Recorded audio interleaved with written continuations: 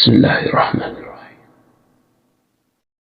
القارعة ما القارعة وما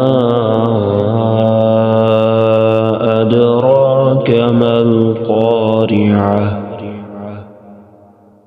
يوم يكون الناس كالفراش المبثوث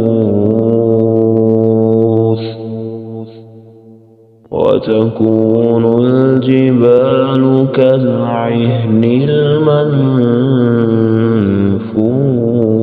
المنفوش فأما من ثقلت موازينه فهو في عيشة راضية